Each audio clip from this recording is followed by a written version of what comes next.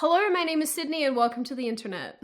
Many of you know, many of you might not know, that on the 25th of August last Saturday in Melbourne, we had the March for Men, which was, I think, a really good day and turned out to be a really, really great event. Now, as lots of you will also know, the media hasn't been particularly nice about it, and there's been a lot of misinformation that's been put out about the actual march itself.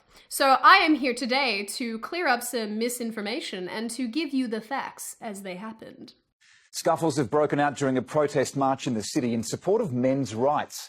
Police also found weapons and made arrests as they sought to keep those who attended the march away from a rowdy counter-protest. No man's land for a pro-men's rally, but counter-protesters still managed to break the police lines before their rivals took matters into their own hands. One pro-male rights protester was removed by police after he struck a woman with a flag. Around 500 people answered the call to hear from the woman who fronted the rally dubbed the March for Men. So many great things that our men and boys do, and so many things that they should be recognised for doing. But there was no middle ground to be found. This group seeks to oppress women, not only women, but they're racist, they're sexist, they're homophobic. Scuffles erupted after left-wing protesters moved in on the rally. 2 men were arrested. A 25-year-old was taken into custody in relation to willful damage, while a 33-year-old was arrested over riotous behaviour. Neither have been charged. Amid the huge police presence and the hostility, there was one thing that stopped everyone in their tracks: that Blair horn. Bag searches by police also prevented potentially even more serious trouble after 2 men were found in possession of knives, but police managed to escort both groups from the rallies without incident. Cameron Bowe, 7 News. Guess the first thing is that numbers. Now, I've seen in articles that there were 150 people. I've seen in other ones that there were 200 people. That's not the truth. The actual turnout was probably in the realm of 450 to 600, although it's really hard to say because a lot of people actually couldn't get into the event because the police barred them, which I'll talk about in a little bit. But it's very, very hard to know without everyone obviously being in the same space. Also, people came and then they left when the anti-protesters showed up because, yes, there was anti-protesters at a March for Men because it was sexist. The second thing to note is that the people who were there were just normal, everyday Australians, and the quality of the crowd was incredible. There were just so many good people there. So a lot of the media reports, again, were saying that this was a far-right, alt-right meetup where, you know, just very aggressive and yucky, and not the case. I mean, most of the people there were moderate, right-wing, left-wing. You had people from basically all over the political compass who thought differently. A lot of them didn't like me, which is fine, but they were there because they supported the idea of bettering the male existence and bettering relations between women and men, which I think is great, and I don't think is something that is connected necessarily to any particular thought or ideology or political ideology. The third thing, and something that obviously I just referenced, is that there were counter-protesters. So the counter-protest initially started off as a counter-protest, and then they realized how stupid that sounded, so it kind of melded into this march for equality, which is okay. I mean, yeah, I mean, that makes sense, right? I mean, because what? Don't you love it? They're over here like, this is sexist! And then everyone else is like, you're really stupid. And then they're like, yeah, we are really stupid. Maybe we should rebrand. Because we just came from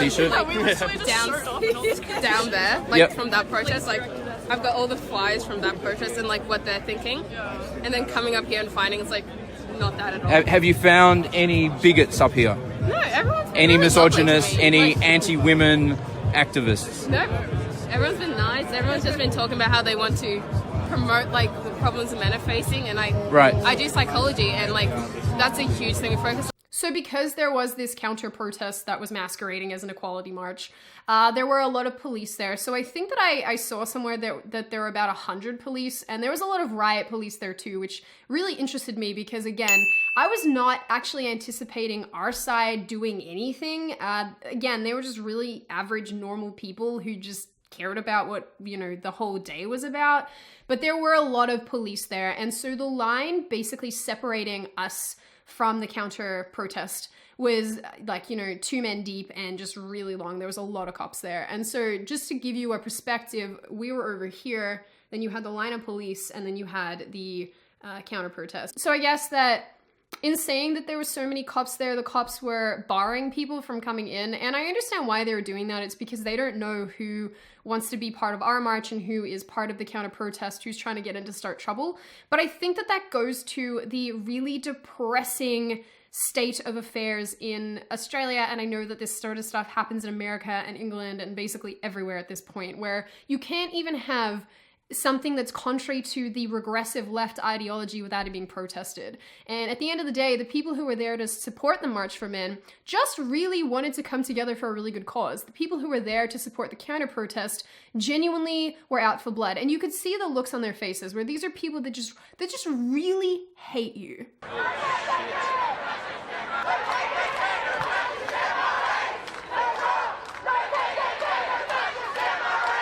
Just the only good fascist is a dead one, because the event today is run by 2 fascist people. So are you referring to Sydney Watson and Avi Yemeni? Yeah. Why do you think that they're fascists? Because they peddle Islamophobia, all that African gang bullshit. They're running this event with... I've got all the flyers from that protest and what they're thinking, and then coming up here and finding it's not that at all.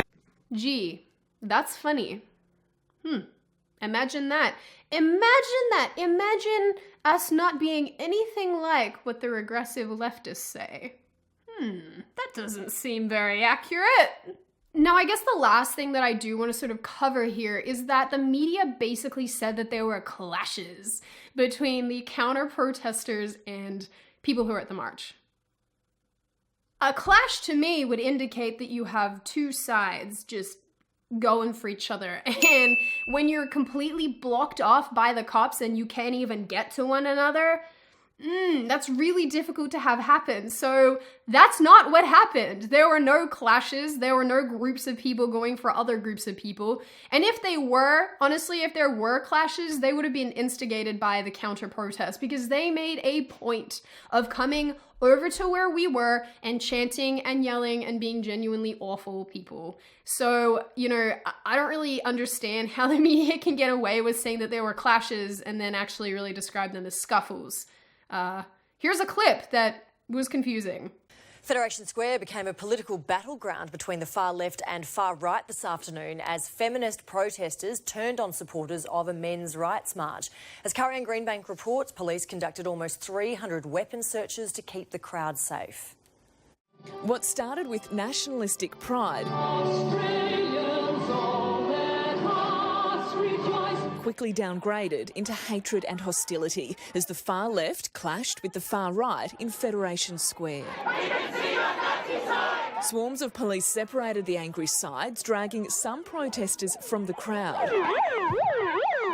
There were 2 men arrested for dangerous behaviour, 2 others found carrying knives, and a Blair horn hidden in an esky, adding to the chaos. The March for Men was always going to be controversial, organised by anti-feminist Sydney Watson, backed by extreme right campaigner Avi Yemeni. Every single day we hear how bad men are, and men feel they start to internalise it. It attracted hundreds of supporters. I think a lot of men are hurting in today's society. 21 fathers a week are suiciding whilst fighting in the family court, dealings with child support. And hundreds of others in staunch opposition. I don't believe that men need to fight for rights. I think that women need more equality. I've seen this mob online and they're just really nasty, and so we joined the march. With the far left protesters circling their far right counterparts, both sides hurling jeers and taunts, police were kept busy keeping the enmity at bay and the political polar opposites apart. Among the numerous police officers in attendance, the evidence gathering team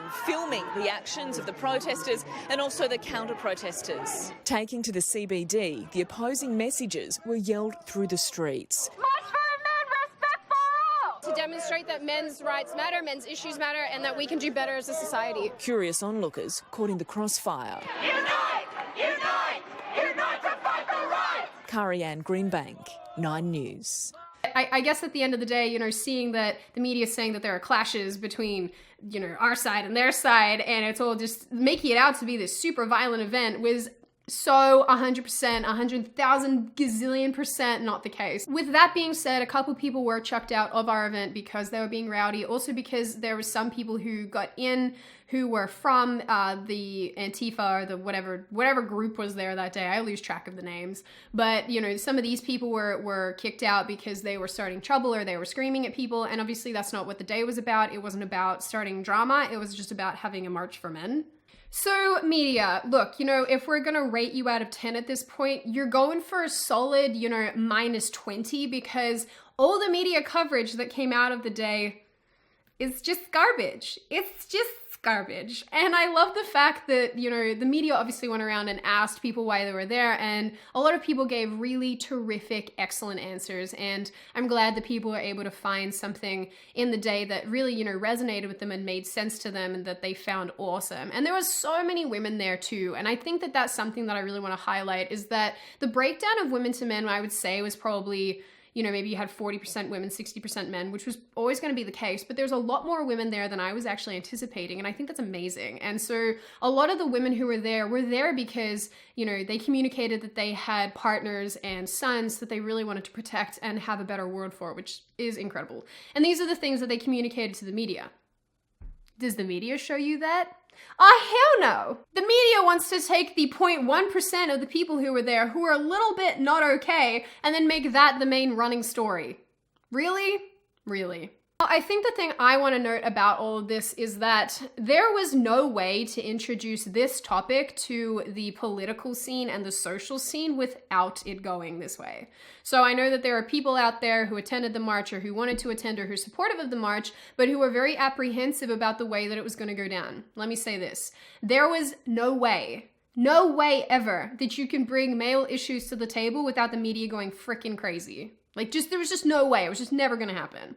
And then I know that I read a comment that made me really sad, and it said, I wish that Sydney wasn't the one doing this because she's just got so much that the media can attack. But let me tell you something. It didn't matter who brought this to the table. The media would have dredged up stuff about that person and made that front and center of the entirety of all of this. They would have made those elements of that person the main focus of why this whole thing was a bad idea. The good thing about me is that all of my dirty laundry is all over the shop, so you really don't have to go looking for it because I'm not ashamed.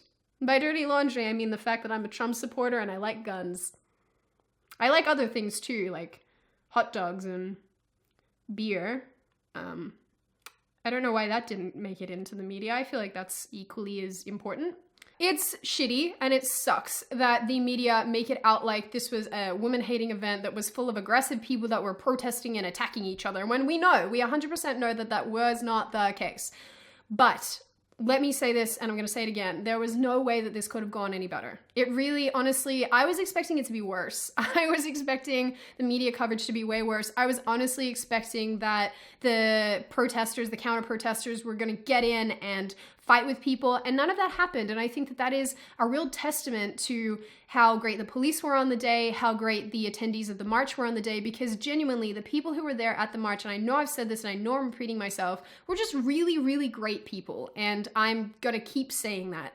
Most of them, 99% of them, were really, really great people. And the people who were there who maybe weren't the greatest people, they were quiet. They kept to themselves. No one started any drama. And I so sincerely appreciated that because it gave the media really nothing to run with. The only other thing that I want to note, and this made me laugh a lot, I've read 2 really bad articles that have been opinion pieces and have just said absolute garbage about me, said absolute garbage about Avi, said absolute garbage about the event itself, and it's really depressing to see that stuff. Genuinely, it really is. But the one thing that I want to say is that the journalism quality in this country is so bad that when I see this stuff, like, I'm not even surprised. I read it and I just think this is the absolute state of where we are. This is not even. This is depressing, but it just is where we're at. Anyway, this has turned into more of a rant than a summary, so let me just clear this up and stop it now. But I do want to say that thank you to everyone who came to the march. Thank you to everyone who bought a shirt. Thank you for everyone who donated. thank you to everyone who actually put their head up for this, because, you know, again, and I keep saying this and I sound like such a weenie, but, you know, it doesn't matter if I scream into the wind, but if there's other people who are backing it up, it makes it so much better. So thank you. For the people who weren't there, who couldn't be there, I do want to do this nationally. I would love to do this in America. I think that this would be incredible in America, because Aussies, obviously, we don't have that big of a population, and like I said, Aussies are pretty apathetic, so America would be incredible. But, you know, for me, as someone who organized this and who saw it go through to execution, it was really great, and it was an awesome event, and I do want to see tangible change from it. So I think that hopefully this is the watershed moment, and hopefully this is where we actually get to open the conversation up to male issues as well. And that would be amazing, and that would be really cool. And last but certainly not least is, do not believe a thing that you hear in the media, because the media is garbage, and they will continue to be garbage, and stop letting them divide you and stop letting them cause problems, because if you think about it, these people are getting paid like $75,000 a year to cause drama. That's kind of, you know, that's kind of really not okay. So as always, if you like the video, hit subscribe. If you like me, hit subscribe. If you have something to say, that's cool, leave a comment, just don't be rude about it. There's no need for that. I've dealt with so much negativity over the last month. I do not need any more from anyone else. This is just be nice, because my tender feels cannot handle it. And then lastly, I will see you guys next time, and I really will put effort into being better at uploading. And I know I say this every week, but I will make serious effort from here on in. So I will see you guys next time.